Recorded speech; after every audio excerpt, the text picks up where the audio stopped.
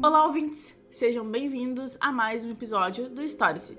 Eu me chamo Julia Bart e hoje vamos falar sobre o pai da fantasia épica, que criou um dos universos mais fantásticos de todos os tempos. Eu estou falando dele, J.R.R. Tolkien. A gente vai abordar a sua obra e vida e também comentar do porquê amamos tanto o mundo do Senhor dos Anéis.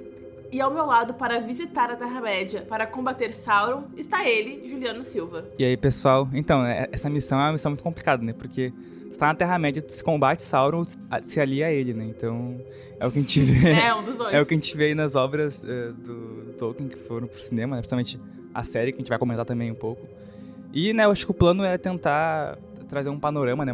Tanto uma introdução sobre o universo do Tolkien, mas também falar pra quem já conhece a obra, né? E se aprofundar nesses assuntos. É isso aí, vamos lá. E antes de iniciarmos, seja qual for a plataforma de podcast que você nos ouve, não deixe de avaliar e seguir o programa. Os comentários no episódio são sempre bem-vindos e também respondam a enquete, isso para quem ouve lá no Spotify.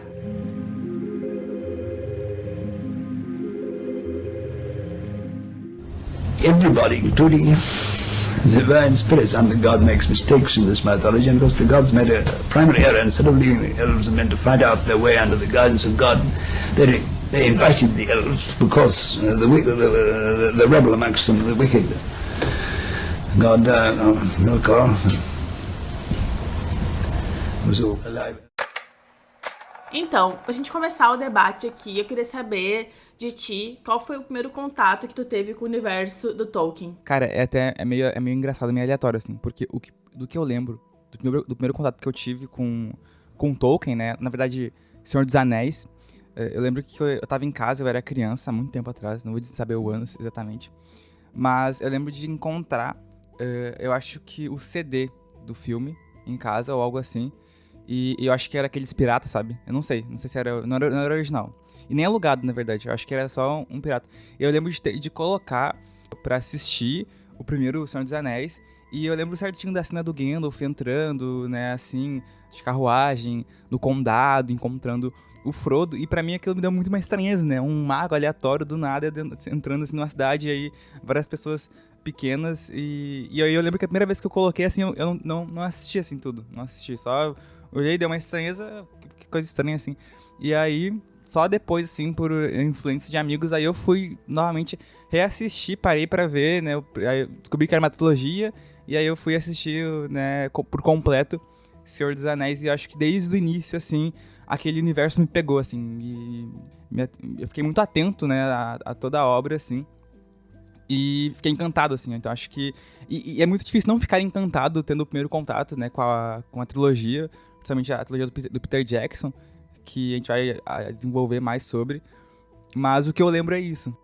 E tu também leu os livros, né? Como é que foi quando tu começou a ler os livros? Você também já sabia da história e tudo mais, né? Uhum. Depois de ter, né, visto os filmes, aí depois de um tempo, né, eu ainda era criança, acho que eu deveria ter uns, sei lá, 14, 15 anos. Não é tão criança, né? Adolescente. Sim. E aí eu lembro de ter lido os livros em PDF online mesmo, né? Enfim, não tinha como comprar, daí... De guerrilha, assim. Acabei baixando os PDF online e aí comecei a ler, assim, no PC mesmo, no PC de casa. E foi muito bom, assim, a leitura. Eu posso comentar mais além também quando a gente for entrar nesses tópicos. Bom, eu acho que a primeira vez que eu vi Senhor dos Anéis, né? Porque a gente começa pelo Senhor dos Anéis, né? Não tem como, é um clássico. Foi na TV a cabo. A gente tinha TV a cabo, a gente era da época da TV a cabo. Hoje em dia existe TV a cabo, mas não é tão mais usada com os streamings e tudo mais. Mas a gente tinha TV a cabo e aí eu lembro que tava passando assim num canal aleatório desses da vida aí. E aí eu passei assim, vi que era um negócio meio fantasia, meio... na época eu não sabia o que era épico, né? Eu devia ter, sei lá, nessa idade também, entre uns 12, 13 anos. Mas eu vi que era um negócio mais de fantasia, e aí eu achei interessante e fui assistir. Mas eu não lembro assim, exatamente qual foi a emoção que eu assisti, porque eu acho que era um negócio que sempre, de alguma forma, depois quando eu fui crescendo com a cultura pop e tudo mais, e entendendo um pouco mais de cultura pop, eu acho que sempre foi algo que esteve lá. É tipo, tem algumas obras que te marcam pra sempre quando tu assiste, mas tem algumas obras que quando tu vê, tu já sabe que ela existe e parece que ela sempre esteve lá. E aí, pra mim, Senhor dos Anéis, Tolkien, parece esse tipo de obra, assim, sabe? Porque, por exemplo, eu lembro muito bem quando eu assisti Star Wars. Eu lembro exatamente onde eu tava, o que eu fiz, como é que eu assisti. Mas, Senhor dos Anéis parece que foi algo que sempre esteve de alguma forma na minha vida, mas eu sei que foi ali naquele contato com a TV a cabo que eu assisti pela primeira vez. Aí depois também, né, lendo alguns livros, não li todos, enfim, mas lendo alguns livros também depois foi porque eu gostava muito dos filmes e queria entender mais um pouco do universo. Acho que se tratando dos filmes, do Senhor dos Anéis, acho que por ser algo muito grandioso e de alguma forma ter um impacto, né? É difícil tu assistir assim e não ficar pensando na obra, ou tipo, é difícil ela não surgir na tua vida em algum momento, assim, sabe? Ou com amigos, colegas, pessoas falando, mas se a gente tá, né, nesses nichos em que a gente tá falando sobre cultura pop, e é muito difícil não falar, né, dos livros, da obra do Tolkien e, né, da trilogia, da primeira trilogia do Peter Jackson. Exato, e bom, a gente vai agora falar um pouquinho sobre a vida do Tolkien e também um pouco da obra dele, assim, como se deu essa relação ao longo da jornada desse incrível escritor. E a gente começa lá em março de 1891 com a Mabel Suffield, que com apenas 21 anos, ela partiu da Inglaterra rumo à África do Sul, que era um destino distante e desconhecido, para se casar com o Arthur Tolkien, de 34 anos. Então eles tinham aí uma diferença grande de idade. Mas os dois eles estavam já muito apaixonados e por isso eles decidiram se casar. E ele já trabalhava como gerente de um banco em Bloemfontein, uma região em crescimento pela descoberta de ouro e diamantes. Então, ele e a Mabel, eles iniciaram uma vida juntos, que era uma vida bem simples, mas também muito feliz. No dia 3 de janeiro de 1892, um ano depois que eles foram morar juntos e se casaram, nasceu o primeiro filho do casal, o John Ronald Reuel Tolkien. A gente vai falar muita brasileira daqui, gente, é isso aí. Ou Ronald, como ele seria chamado ali pelos familiares. E ele foi crescendo ali, cercado pelos familiares e também pelos empregados da casa. Mas o Ronald, ele começou a mostrar alguns sinais de fragilidade devido ao clima quente ali do país e o que fez com que a sua mãe ficasse um pouco em alerta. Mas em 1894 nasceu o seu irmão, o Hilary. Mas devido às condições de saúde do Ronald, também porque a Mabel não gostava tanto ali do local onde eles estavam na África, a família, a mãe e os dois filhos, eles acabaram por retornar à Inglaterra em 1895, buscando ali um ambiente mais saudável para o Ronald. Enquanto o pai, o Arthur, ele permaneceu na África do Sul. No entanto, em fevereiro de 1896, o Arthur ele veio a falecer porque ele foi vítima de uma febre reumática. Então, ali, depois que o marido faleceu, a Mabel ela ficou sem um aporte financeiro, já que todas as finanças ficaram lá na África do Sul. E aí, ela teve que se mudar com seus filhos para Sarehole, que era uma cidade perto de onde vivia a sua família. Então foi ali que o Ronald, ainda muito pequeno, começou a percorrer os caminhos da linguagem. E aos 4 anos de idade, ele já sabia ler e escrever, e também, né, sobre a orientação de sua mãe, ele começou a tomar gosto pelo latim e pelos contos de fadas que começaram a alimentar sua imaginação. Um ponto importante na vida do Ronald Tolkien foi que a mãe dele era muito católica, assim, ela tinha uma fé bastante fervorosa. Então, ela buscava uma comunidade religiosa que correspondesse às suas crenças, o que fez com que a família se mudasse diversas vezes. E, durante esse período de transição, o Ronald ele conheceu o padre Francis Xavier Morgan, que rapidamente se tornou um mentor e figura paterna após a morte da Mabel, que faleceu em 1904 devido a uma diabetes. E ali, com apenas 12 anos, o Ronald e o Hilary ficaram sob os cuidados do padre Morgan. e passaram a morar com uma tia. E a gente tá chamando o Tolkien, né, o escritor aqui, de Ronald, porque era como a família dele chamava ele, e aí ele só passou a ser conhecido realmente como Tolkien mais pra frente. Então a gente vai continuar chamando ele de Ronald por mais um tempo. E ali na adolescência, ele já se destacava ali pelo seu dom em linguística e estudando diversas línguas, e mais tarde também ele começou a criar uma própria, iniciando basicamente em espanhol e gótico. Então ele já tinha esse domínio linguístico bastante aflorado e gostava de explorar as diferentes línguas para criar línguas próprias. Eu acho que essa exposição que o Ronald vai ter, né, o nosso pequeno Tolkien aí se construindo, a questão da leitura e as línguas, e também incentivado pela mãe dele, né, a Mabel, né, acho que vai ser um ponto crucial, assim, para ele começar a pensar nesse universo, né, não que ele tá pensando nesse momento, mas a ser essa faísca, né, para ele começar a ter esse ponto de criação, de criatividade, enfim, e eu acho que vai surgindo daí, né, desse momento em que ele vai tendo contato com a questão da linguística, assim. E principalmente por ter, desde o início, um interesse pelos idiomas antigos, né? Como tu falou, a questão do latim, do grego, e inventar línguas próprias, assim, desde cedo. E também acho que isso vai ajudar ele a ter uma familiaridade, né? Com esses assuntos e com esses tópicos, porque ele vai, né, estudar futuramente. E isso vai, né, ser uma grande base para o universo dele, que é a linguagem. A gente vai ter aí, na mitologia dos povos do Senhor dos Anéis, a gente vai ter a questão do élfico, do Quenya, os Darin, que são línguas, né, que os povos realmente falam dentro do universo, e isso é algo muito grandioso, assim.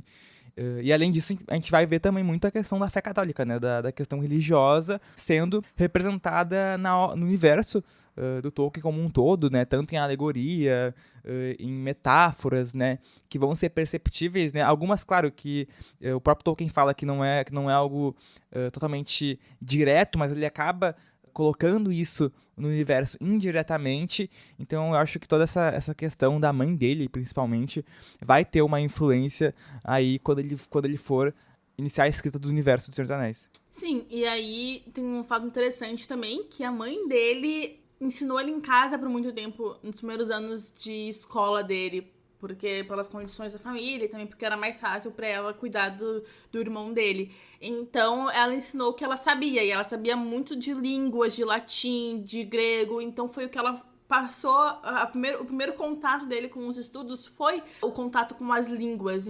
E isso ali despertou muita a curiosidade dele enquanto criança, que foi algo que ele foi levando ali pra adolescência. Então, desde cedo, ele começou a criar essas línguas como uma forma de estudar, mas como uma forma também de fantasia, de imaginar novos universos, de criar outras coisas, dar luz à sua imaginação, que é de fato o que as crianças fazem ali quando elas começam a criar um senso de curiosidade, um senso de imaginação. Então faz muito sentido que o Tolkien tenha se pegado, que o Ronald tenha se pegado à questão das línguas. E aí também outra questão que é importante a gente comentar, que foi as raízes católicas que o Tolkien adquiriu da mãe dele. A mãe dele era uma pessoa muito católica e sempre estava em contato com a igreja. E aí a gente pode ver essas questões mais éticas e morais nas próprias histórias do Tolkien. Então eu acho que também ele pegou muito do espírito e do aspecto que a mãe dele tinha para experimentar nas histórias dele. Em 1908, o Ronald ele conheceu a Edith Brett, que era uma jovem órfã, assim como ele. E na época, ela tinha 19 anos e ele tinha 16 anos. E os dois, eles começaram a ficar bastante próximos e também a criar ali uma relação. Mas o padre Morgan, ele não via com bons olhos o relacionamento e decidiu por afastar o casal. E durante esse período de separação, o Ronald ele começou a buscar refúgio nos estudos e em atividades sociais, o que acabou prejudicando ali um pouco a sua dedicação acadêmica. Porque o padre Morgan queria, né, que o Ronald se dedicasse ali aos estudos e conseguisse entrar numa boa universidade. E ele achava que essas atividades extracurriculares, também o relacionamento com a Edith, poderiam atrapalhar o caminho do jovem Tolkien. Mas, de qualquer forma, a sua paixão pela literatura e pelas línguas seguiam firme e fizeram com que ele ingressasse na Universidade de Oxford. E lá, ele entrou em um ambiente super acolhedor no Exeter College, onde ele estudou filosofia germânica e também se aprofundou na sua paixão pelas línguas. Então, já mais adulto e também já dentro da universidade, em 1914, após um reencontro com a Edith, eles decidiram retomar o relacionamento e, com desafios e superações, eles se casaram em março de 1916, pouco antes de Ronald ser enviado à França para lutar na Primeira Guerra Mundial. Ele foi enviado para campos de batalha e um do que ele participou foi a Batalha de Somme, onde o Ronald, que a partir daí começou a ser conhecido, né, mais como Tolkien, testemunhou a morte de amigos e o horror da guerra, marcando profundamente sua visão de mundo e influenciando a criação de suas futuras obras. Mas, após contrair febre ali nas trincheiras, ele foi mandado de volta para a Inglaterra, onde se recuperou e passou o Natal de 1916 ao lado da Edith. Eu acho muito interessante que pouco antes de ele ir para a guerra, né, ele opta por se formar, né, enfim, continuar a graduação dele, e aí depois ele realmente, como ele é chamado, ele é obrigado a ir, assim. E aí até ele é alvo de muitos comentários, enfim, né, fofocas daquele século, por causa que ele decidiu, primeiro, focar ali na sua graduação, no seu ensino, né, no seu aprendizado, e aí depois ir para a guerra, né. E aí, como tu falou, ele fica aí 1 ano na Inglaterra, né, com treinamento militar, e aí depois ele vai para a guerra, e aí ele participa da Batalha do Somme, né, na França, em 1916, né. E é uma batalha que também ela é muito emblemática, porque ela é conhecida porque ela causou 1 milhão de baixas em 5 meses, e então, enfim, ele acaba participando de um conflito muito intenso, né, então tendo essa experiência no front, né, nas trincheiras, lutando na guerra. E também acho que é importante pontuar que o próprio Tolkien, né, ele era muito crítico à questão militar, né, à questão do exército, ao comportamento e ao que expressava estar ali naquela posição, assim. Então ele tinha uma posição clara, né, desculpa a redundância, mas ele tinha uma posição clara em relação a essa questão, por achar que o exército desumanizava as pessoas e colocava, né, em posições que eram contraditórias, né, em que para ele não via aquilo como se fosse algo que traria frutos para ele assim, no futuro. Então acho que também vai se construindo esse Tolkien crítico, né, a essa situação, né, a esses casos assim. E aí depois ele sai do exército em 1920, então acho que é importante porque essa experiência, eu acho que ela vai, né, ressoar muito, a gente vai ver muito sobre debates, né, sobre a questão do armamentismo, a questão de destruição do meio ambiente, né, a questão de produção em massa, coisas que ele vai ali pensar, né, estando, né, enquanto soldado.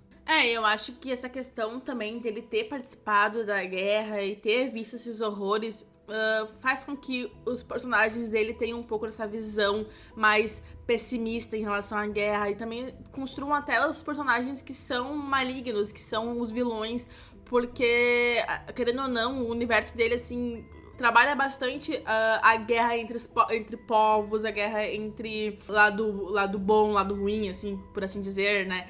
Então, eu acho que, de alguma forma, a experiência que o Tolkien teve na guerra impulsionou a imaginação dele e fez com que ele criasse depois um universo mitológico. A gente vai ter muito, o que a gente pode, assim, citar na obra, a questão do horror, né, da escala industrial da guerra, dessa questão da produção em massa, a destruição da natureza, e também a própria industrialização, né, que vinha junto com a Primeira Guerra Mundial, assim. Um fator engraçado é que ele também odiava carros, então, tipo assim, ele não era chegado nessas coisas.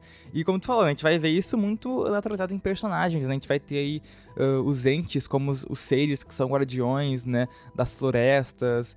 A gente vai ter o Saruman, né, com o desmatamento no Senhor dos Anéis. Então é algo muito visível. Então, após a guerra, o Tolkien ele continuou seus estudos linguísticos e assumiu um cargo como professor em Oxford, onde sua vida cotidiana era simples, mas a sua imaginação começava ali a fervilhar. Ele construiu uma amizade bastante profunda e importante com o C.S. Lewis, com quem ele discutia mitologia, religião e literatura. E pra quem não tá ligado, o C.R. Lewis foi o escritor de As Crônicas de Nárnia. E junto, eles criaram o Inklings, que era um grupo informal de discussão literária em Oxford, que foi crucial ali para a criação de obras como O Hobbit e O Senhor dos Anéis. Eu gosto muito dessa parte, assim, da história, tanto do Tolkien, também do Lewis, né? Eu também cheguei a ler as Crônicas de Nárnia, assim, e é muito legal porque eles se conheceram em 1926 e ambos eles começaram a escrever ali pela Primeira Guerra Mundial, né? Então, eles acabaram por um bom tempo trocando muita ideia, principalmente pela questão de fazer parte desse grupo, né? De ter fundado esse grupo. E esse grupo ele tem um papel assim, fundamental para o desenvolvimento das obras tanto do Tolkien quanto do Lewis, né? Porque, né, servia ali como um grupo de escritores e acadêmicos que acabavam se reunindo, né, regularmente em Oxford e ofereciam um ambiente de debate criativo, né? Que esses pensadores estavam ali trocando sempre ideias, assim, das obras que eles estavam produzindo. Então, tanto Tolkien e Lewis eles ficavam trocando impressões sobre as suas obras, né, em andamento, sobre suas produções, e dizem que o Lewis foi um dos primeiros leitores, né, dos escritos do Tolkien, né, as primeiras obras que eles estavam ali produzindo. Então, eles ficavam muito nesse processo de trocar sugestões críticas, que iam ali aperfeiçoando e construindo, né, as suas narrativas. Então, a gente pode ver como essa relação, né, de amizade foi muito importante para ambos na produção literária. Eu acho que essa amizade prova que quando tu tem as pessoas certas ao teu lado, as coisas funcionam. Porque os dois, eles realmente criaram universos fantásticos que são referenciados até hoje e que tem uma grande comoção em volta dos dois universos até hoje. As Crônicas de Nárnia é também uma das minhas histórias favoritas de quando eu era criança, assim, amo de paixão esse universo. E é interessante ver o quanto os dois se apoiavam e também eram favoráveis um ao outro e estavam ali sendo críticos, positivos e negativos em relação ao outro, sabe? Então, faz com que as obras deles ganhassem, de fato, ali novas perspectivas, que fossem melhoradas, porque eles tinham, de fato, um apoio ali um do outro. Então, é interessante ver como essa relação deles fez com que as obras se tornassem bastante impactantes e fossem aí o que a gente conhece hoje em dia. E uma questão interessante sobre a questão da religião dentro das obras do Tolkien e do Lewis, né? Uma curiosidade é que o Lewis, ele tinha sido criado ali ao longo da infância dele nas tradições da Igreja da Irlanda, mas ele se tornou um ateu convicto na adolescência, então ele não seguia, né, o catolicismo, mas ali a partir da sua vida adulta, né, mesmo tendo a convicção de ser um ateu, o Tolkien, né, por influência do Tolkien, vai aí empurrar um pouco o Lewis para ele voltar a professar a fé cristã. E aí a gente vai ver, né, o Lewis tornando um grande disseminador do cristianismo até o fim da vida dele, porque a gente vai ver isso muito dentro das Crônicas de Nárnia. Acho que a gente vê muito mais do que no universo do Tolkien, a gente vê um pouco do universo Tolkien, mas acho que grandes metáforas ali do universo das Crônicas de Nárnia tem a ver com a questão do catolicismo, né? Então a gente vai ter temas de sacrifício, de redenção, de perdão, de luta, também a questão do bem e o mal. A gente vai ter também aí o personagem Aslan, que, por exemplo, vai ser uma figura clara de Cristo, representando o sacrifício, a questão da ressurreição, né, no livro O Leão, a Feiticeira e o Guarda-Roupa. Então a gente vai ter isso muito representado na obra do Lewis. A gente vai ter o Aslan se sacrificando para salvar personagens. Então vai refletir essa ideia cristã de que Cristo se sacrificou para redimir a humanidade. Então essa simbologia que o Lewis vai usar para abordar esses conceitos de salvação de maneira poética, vai estar muito dentro, assim, do universo das Crônicas de Nárnia, mais do que o universo do próprio Tolkien, que a gente vai ver também, claro, algumas referências a essa mitologia do cristianismo. E eu acho que vale a gente fazer um episódio separado só para falar sobre a obra do C.S. Lewis, porque é um mundo super fantástico, as Crônicas de Nárnia, e com certeza vale um episódio separado. Então, se vocês quiserem aí, vamos comentar bastante, porque a gente pode fazer sim um episódio, porque também esse universo é fantástico. É a mesma coisa que a gente tá falando em relação ao Tolkien, assim, dessa questão de que, indiretamente, nessas alegorias e metáforas estavam, né, dentro da obra, e às vezes não diretamente. Eu acho que o próprio Lewis fala um pouco sobre isso, de que ele não tinha intenções abertas, de que isso estivesse, né, tão representado nas obras dele, mas é uma coisa que não tem como perceber, né, porque é muito alegórico, né, muito metafórico, e é muito interessante analisar, né, essa visão dele a partir do universo que ele cria. E além do Lewis, a influência da Edith na vida e obra do Tolkien também foi imensa. ela não apenas também inspirou alguns personagens, como a Lúthien, que é uma donzela elfa dos contos escritos por ele, mas também foi a sua companheira ali durante os momentos mais difíceis. E juntos eles tiveram 4 filhos: o Francis, Michael, Christopher e Priscilla. E a dinâmica familiar, especialmente com os filhos, também moldou a criatividade do Tolkien, já que ele também escrevia histórias para as crianças. E também tem uma obra muito boa que eu já li também do Tolkien, que é direcionado para criança, que é Roverandom, em que é uma história em que o Tolkien criou durante as férias em 1925 pro filho dele, né, o pequeno Michael Tolkien, porque nessas férias, né, estavam na praia e aí ele tinha perdido um cãozinho de brinquedo que ele adorava, e aí o Tolkien, para consolar o filho, ele vai lá e inventa uma história fantástica sobre um cachorro que é transformado em brinquedo por um mago, e aí ele é enviado por um feiticeiro. Então imagina, né, tu tem um pai como o Tolkien, tu tem um trauma ali de infância, que é perder um brinquedo afetivo, teu pai vai lá e cria uma história grandiosa e fantástica pra ti, assim. Eu acho que deve ser uma experiência muito boa, Incrível. Né? Sim, deve ser uma experiência muito boa ter um pai presente e ter um pai que vai lá e escreve uma obra pra ti tão grandiosa, assim. Então, acho que o Tolkien, ele, sim, tinha uma criatividade imensa, né, pra estar escrevendo, né, e produzindo, assim, né, em detalhes pequenos, né, e criando grandes histórias.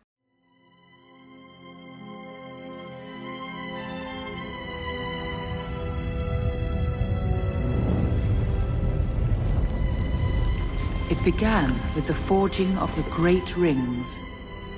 3 were given to the elves, immortal, wisest and fairest of all beings. 7 to the dwarf lords, great miners and craftsmen of the mountain halls. And 9 rings were gifted to the race of men, who above all else desire power.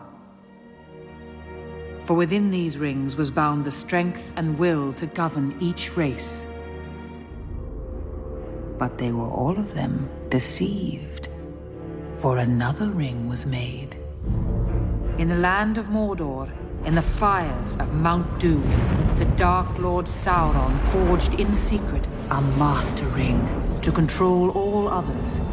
And into this ring he poured his cruelty, his malice, and his will to dominate all life. One ring to rule them all. One by one, the free... Entrando mais na fase em que os livros do Tolkien começaram a ficar famosos, a ideia para O Hobbit surgiu em 1928, quando Tolkien examinava documentos de alunos que queriam ingressar na universidade. E ele contou que um dos alunos deixou uma das páginas em branco, e assim ele escreveu na página a famosa frase: "Numa toca, no chão, vivia um hobbit", que é também a frase que inicia o livro. Foi a partir dessa frase que ele começou a escrever O Hobbit. Mas ele abandonou o livro depois de 2 anos. Um dia ele emprestou o manuscrito incompleto para a reverenda Madre de Chernow Wedge, que na época estava doente. E depois de ler o livro, ela mostrou para Susan Dagenhall, que era uma bacharel de Oxford, que trabalhava para a editora Allen e Unwin. E a Dagenhall, ela ficou tão encantada com o material que passou a encorajar o Tolkien para que ele terminasse o livro. Então, em 1937, foi publicada pela primeira vez a edição de O Hobbit. O livro segue a história do Hobbit Bilbo Bolseiro, que leva uma vida confortável sem ambições. Mas a sua vida muda quando Gandalf, o mago, e uma companhia de anões batem à sua porta e o convocam para uma expedição. Eles têm um plano para recuperar o tesouro dos anões guardado por Smaug, o Magnífico, um perigoso dragão. E Bilbo reluta muito em participar da aventura, mas ele acaba surpreendendo até a si mesmo com as suas habilidades e como ladrão.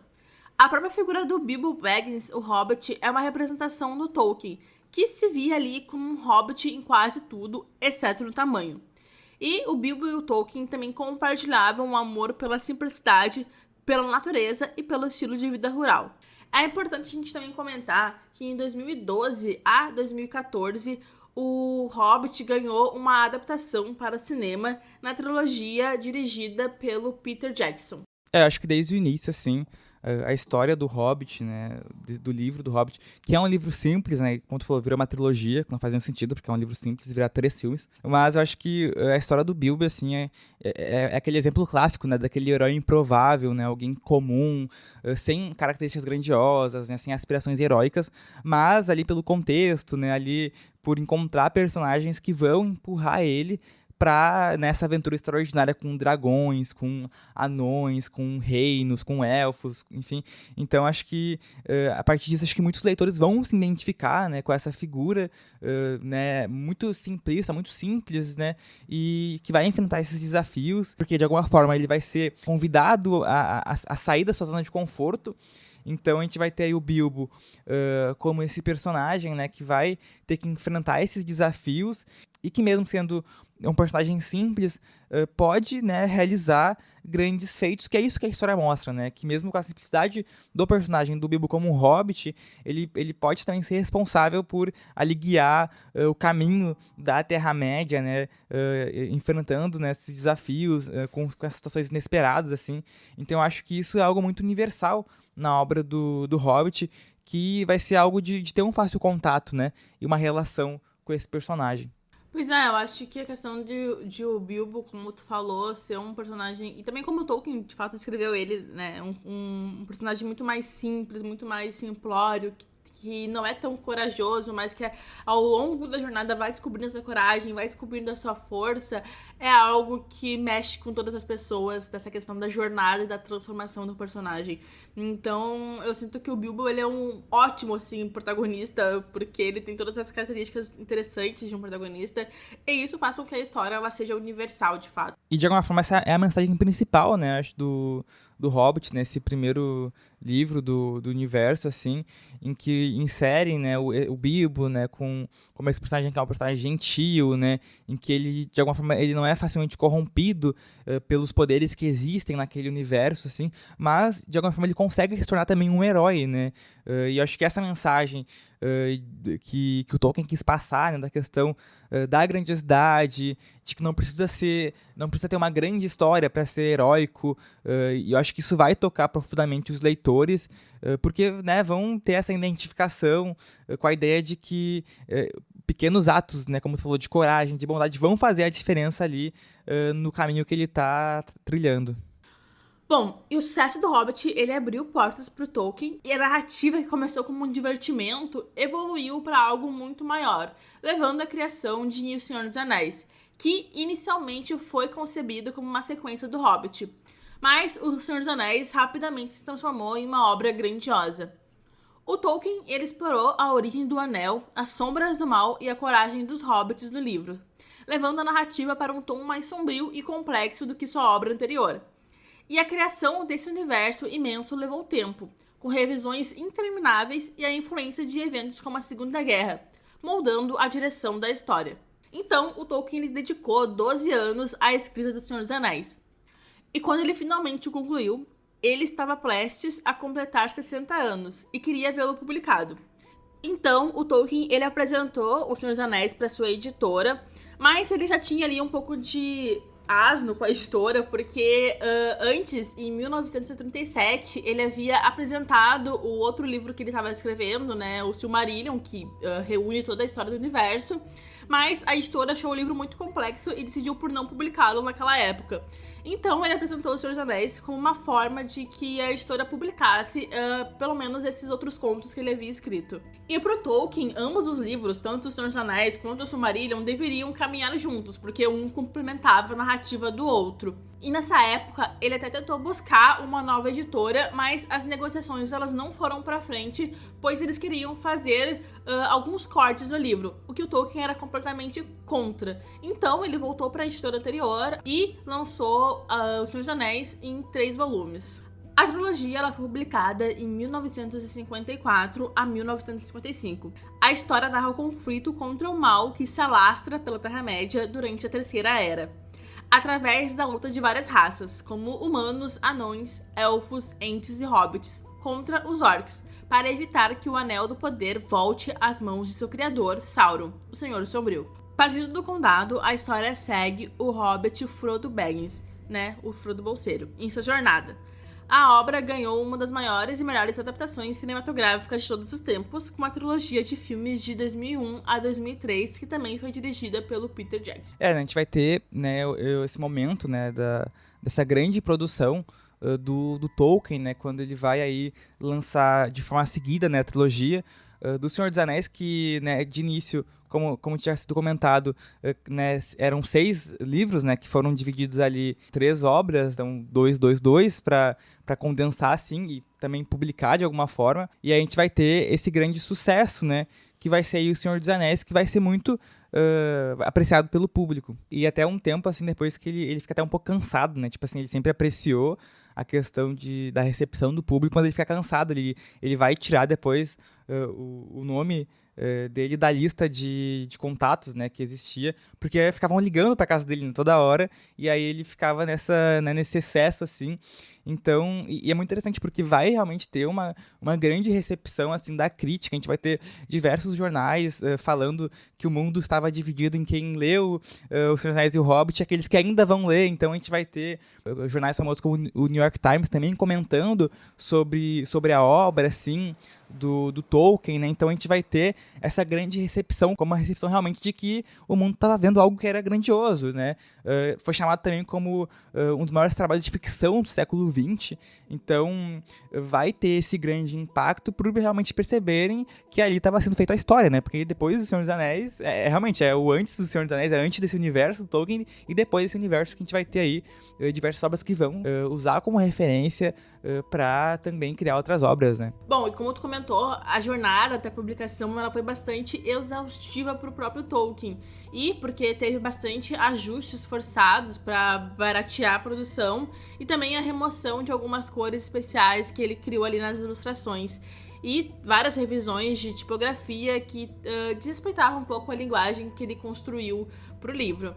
Então esse processo acabou desgastando o autor. Mas o impacto foi realmente gigantesco, como a gente já comentou, e as vendas elas ultrapassaram as expectativas. E dessa forma, o legado do Senhor dos Anéis ele começou a se consolidar como uma das maiores obras da literatura moderna. E desde a aplicação das obras do Tolkien, né, sempre foi dito e foi criado, né, esse mito de que seria impossível, né, adaptar as histórias dele para o cinema. E a gente vai ter o Peter Jackson, né, conseguindo realizar essa proeza a partir das obras, né, da trilogia para o cinema do Senhor dos Anéis, mas também é importante lembrar que antes disso a gente teve uma primeira representação em uma animação de 1978, que foi dirigida por Ralph Bakshi, em que também, né, adaptou aí o primeiro livro do Senhor dos Anéis, e por muito tempo, né, essa foi a única representação que teve sim, para o cinema, né, animada sobre a história do Senhor dos Anéis, e também né, a própria animação vai também influenciar bastante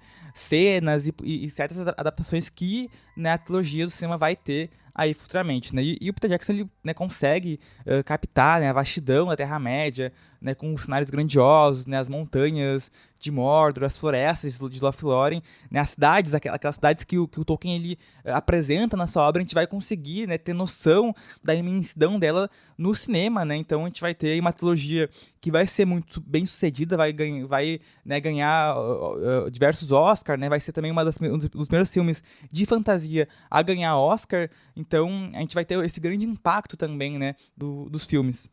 Ele realmente teve um impacto muito grande na indústria hollywoodiana, mas também eu acho que na imaginação, como a gente falou já antes, né, no começo do episódio, na imaginação das pessoas e o quanto as pessoas hoje em dia conhecem ou já ouviram falar sobre o Senhor dos Anéis, e é algo realmente que se torna atemporal. Né, e mesmo antes dos filmes, né, a gente já tinha o Senhor dos Anéis como essa grande clássico da literatura, e eu acho que aí a partir, né, das adaptações cinematográficas a gente vai ter essa ampliação do universo, né, para uma nova geração. Acho que isso é muito importante, né? A gente mesmo falou que a gente teve contato com esse universo a partir dos filmes e vai realmente abrir para uma nova geração ter contato e conhecer essas histórias, né? E aí depois procurar os livros, procurar as outras obras do Tolkien, assim, e vai ajudar a consolidar, né, como uma das maiores franquias da cultura pop. Então, com a morte da Edith em 1971, Após 55 anos de casados, o Tolkien ele se refugiou em um apartamento na Universidade de Oxford. Nos últimos anos de vida, já aposentado da carreira acadêmica, o Tolkien ele se voltou aos seus esforços para concluir o Silmarillion,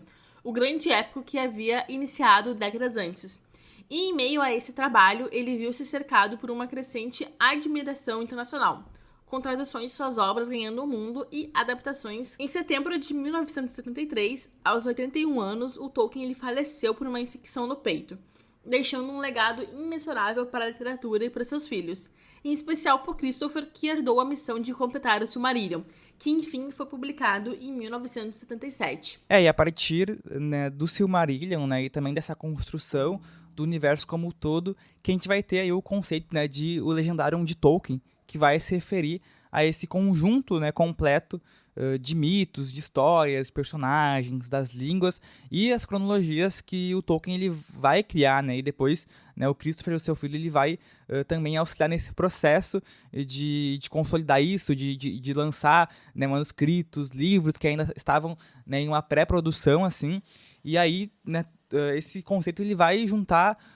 toda essa história, né, que o Tolkien criou, abrangendo, né, esses milhares de anos na Terra-média e nos reinos do universo, assim. Então, incluindo todas as obras que foram ambientadas nesse mundo fictício. Então, a gente vai ter, né, os livros do Senhor dos Anéis, do Hobbit, e aí o Silmarillion vai tentar, né, criar toda essa mitologia, criar né, o mito de criação, de alguma forma, do que é o universo do Tolkien, do Senhor dos Anéis, de alguma forma, que vai ser aí condensado no Legendarium.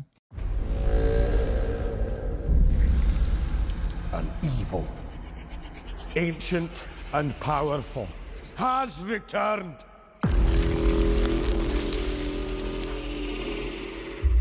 Prepare yourselves.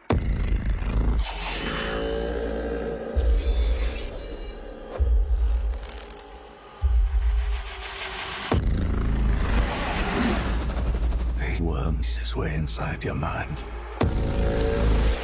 The crest of him slithers in.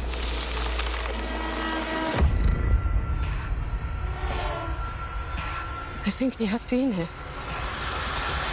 I think he's been here among us all along.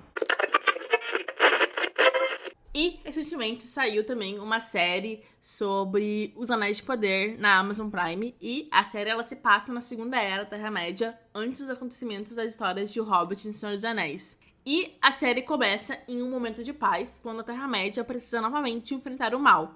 Voltando das cinzas, Sauron deseja forjar os Anéis de Poder para dominar os elfos, anões e homens. De início, assim, quando eu vi que ia sair a série, né, a série já tá aí na sua segunda temporada, eu achei muito interessante, assim, a parte do universo que a série aborda, né, que é a Segunda Era, em que aí vai descrever, assim, de maneira geral, um pouco da ascensão do Sauron, né, a criação dos Anéis de Poder, a queda de Númenor, que é muito interessante também, tanto, né, na história dos livros, assim, e a série vai tentar aí desenvolver a partir desse momento da Segunda Era, assim, e também tentar expandir as histórias, né, dos elfos, dos anões e dos humanos, assim, nesse período, que vai aí desencadear, né, mais além no Senhor dos Anéis. Então, a gente vai ter aí a história dos reinos elfos como Lindon, Eregion, né, que estavam no auge, né, os anões em Khazad-dûm, e também os homens que vão aí florescer em Númenor, né? Então a gente vai ter aí essas relações, mas, né, a gente sabe que é uma adaptação, também a série vai tentar incluir novos personagens, né, novas histórias, assim, que de alguma forma pode ser um pouco questionável, assim, e também já deixa claro, assim, que eu tenho uma percepção de que, claro, vai passar um livro para uma outra mídia, como o cinema, né? É uma adaptação, né? É isso que aconteceu com a trilogia dos Anéis, com a trilogia dos Hobbits, né? E eu penso que é muito comum, né? A gente ter alterações em uma adaptação, né? Faz parte. Mas acho que o maior problema dessa série é que, cara, tu pode alterar, sabe? Tu pode mudar coisas do universo, sim. Mas tem que ser boas, tem que ser coisas que vão fazer sentido e que vão encaixar. O problema mesmo é tu mudar, é tu fazer alterações, tu criar personagens novos, narrativas novas e o negócio ser ruim.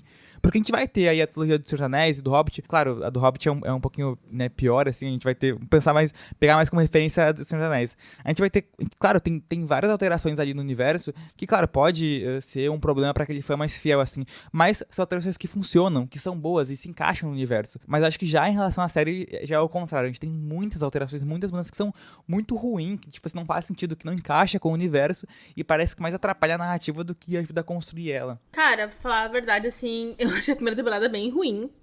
Pela questão da narrativa, do roteiro e como ele vai colocando a série pra baixo. O universo todo criado é fantástico, é bonito, assim. Toda a construção do universo e os personagens são interessantes, mas eu acho que o roteiro meio que estraga a primeira temporada. Mas a segunda eu acho que deu um salto bem grande, assim, uma melhora bastante visível da primeira temporada, porque eles conseguiram encaminhar a narrativa, assim, colocar ela nos eixos. Porque, bom, a gente tem, né, na primeira temporada um mistério muito grande sobre quem que é o Sauron, quem que é o Estranho, e a série se baseia muito nisso, nesse primeiro momento, e cria esse mistério, assim, e deixa um pouco de lado a narrativa sobre os Anéis de Poder. A gente vê muito pouco sobre os Anéis de Poder na primeira temporada.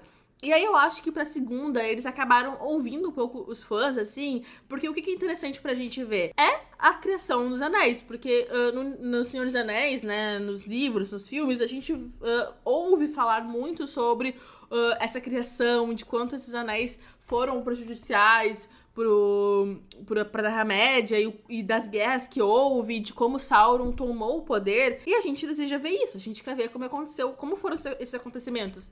Então eu acho que na segunda temporada eles conseguem arrumar essa narrativa para que o foco seja de fato os Anéis de Poder. Então assim, por um lado também eu acho que é um pouco ruim tu trazer novos personagens que não tem um caminho a seguir, sabe, que ficam meio à deriva na história. A gente tem personagens interessantes que surgem na série, que foram criados pra série, mas que eles acabam só sendo interessantes, assim, eles não tem, de fato, um arco, assim, sabe? E eu tô citando claramente ali o nosso elfo Arondir, que eu acho ele incrível, mas, assim, ele não tem muito lugar na narrativa, parece sempre indo de um lado pro outro, sem nenhum arco, né? Então, eu acho que o que volta agora pra série, de fato, é conseguir focar mais na criação dos anéis e colocar... e deixar de lado um pouco essa questão do mistério, sabe? Aí agora a gente já sabe quem que é o Estranho, né? Que a gente viu que é o Gandalf.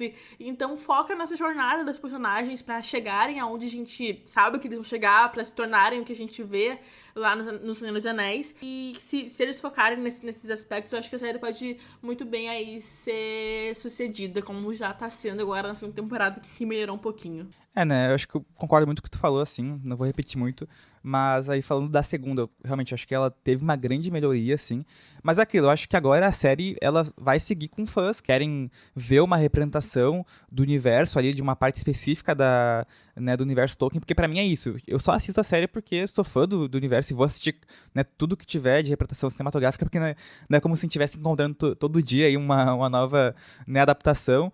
Mas é aquilo, acho que a série ela teve a chance na segunda temporada de tentar recuperar aquilo que ela fez na primeira. Claro que consegue recuperar, mas ela ainda é muito ruim, né? Ainda como tu falou, tem coisas que são muito ruins. Os personagens novos que foram criados, eles não encaixam, eles não fazem nenhum sentido. Tipo assim, na narrativa, se tirassem eles ou não, eles não fariam nenhuma diferença. Mas, pra mim, a parte mais interessante, mais legal da segunda temporada, né, desse universo, da série, foi ver o Sauron. Pra mim, acho que é a única coisa que salva, é a única coisa que me dá prazer em assistir, é ver esse medo que o Sauron cria na Segunda Era, ver o impacto do Sauron na Segunda Era, ver os elfos, os anões, os homens tendo medo dele e ele criando, né, como ele cria esse medo, né, então a gente vai ter boa parte da segunda temporada, né, os personagens falando e se confundindo, isso é um plano de Sauron, não faz isso porque é um plano de Sauron, então a gente vai ter essa confusão, assim, meio que psicológica dos personagens e principalmente também a relação própria do Sauron, né, com o Celebrimbor, que vai ser aí o elfo responsável, né, por criar os anéis.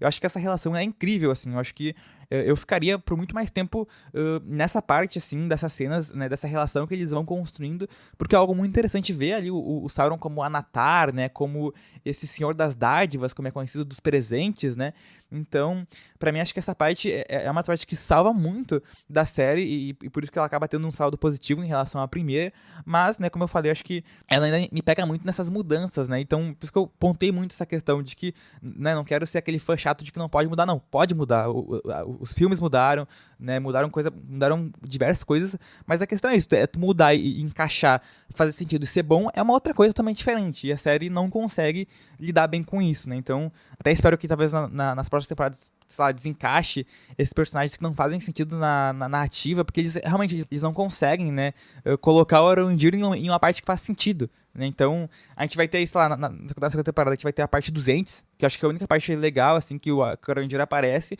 mas depois disso, né, nada acontece, assim.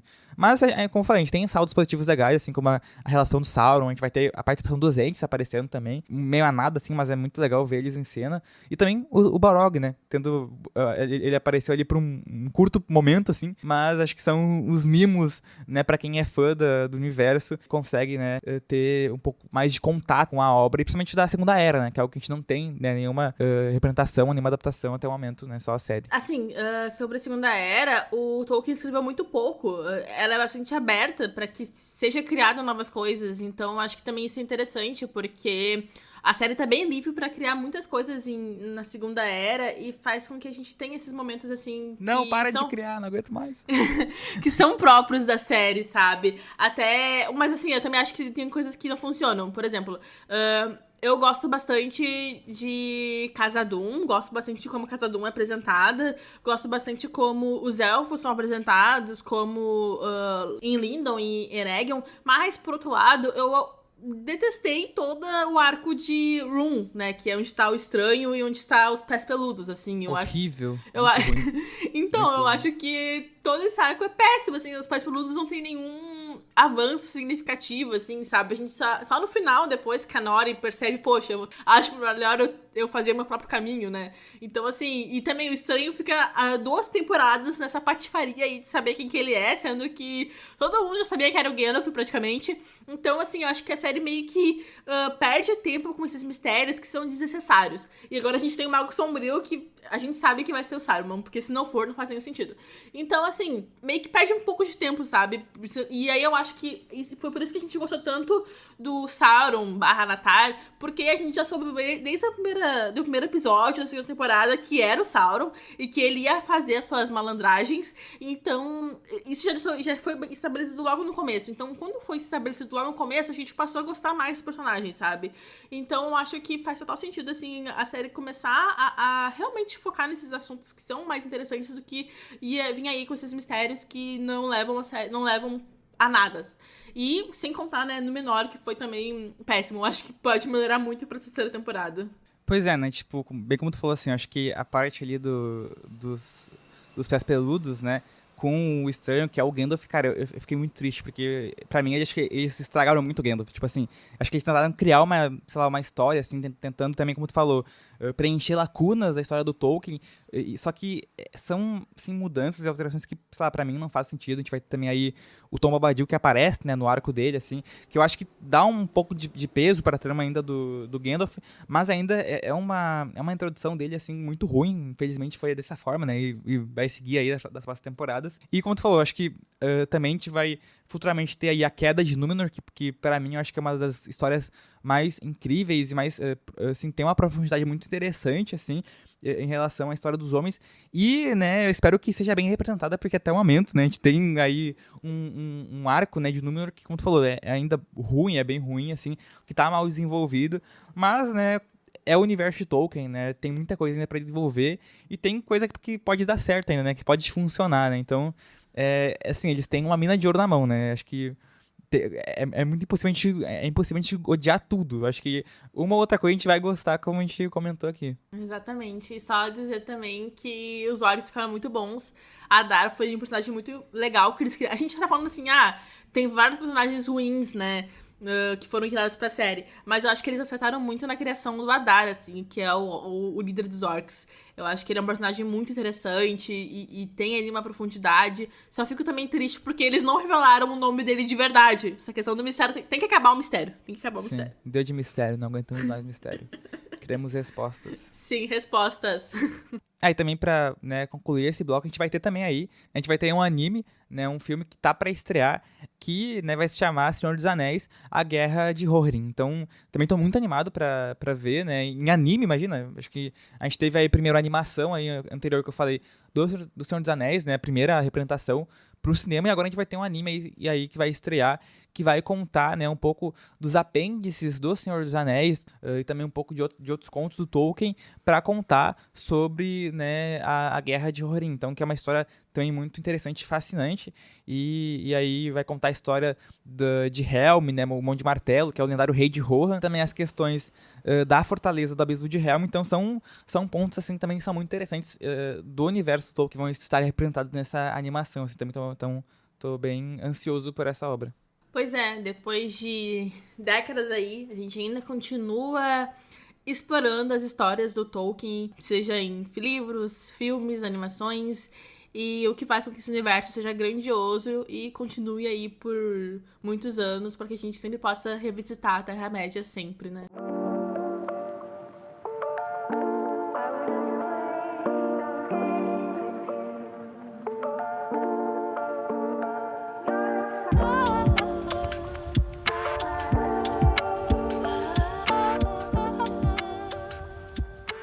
Então, chegamos a mais um final de um episódio do Story-se.